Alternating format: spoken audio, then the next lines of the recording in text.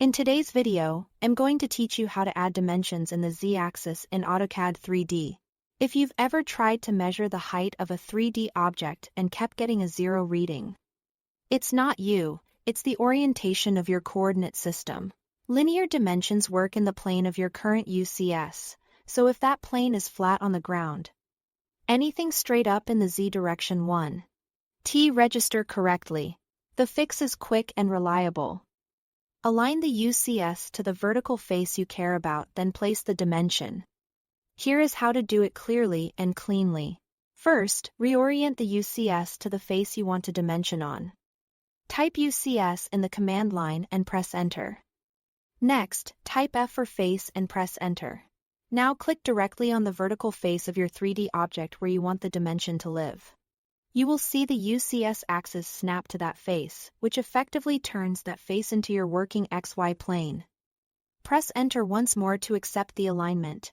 This simple step changes the frame of reference, so the dimension tool understands that your up direction is meaningful.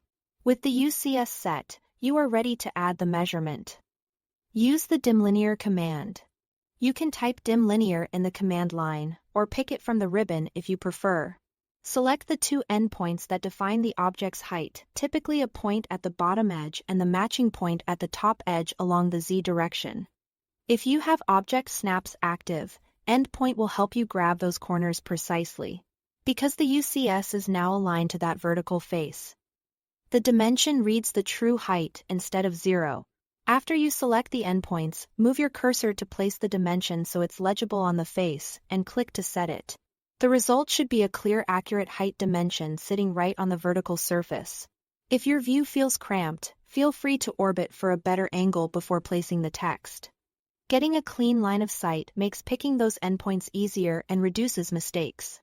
Your existing dimension style will control text size, arrows, and formatting, so it should look consistent with the rest of your drawing. That's the entire workflow. Practice this on a few different faces, and you will be able to place vertical dimensions confidently anywhere in your model. Thanks for watching.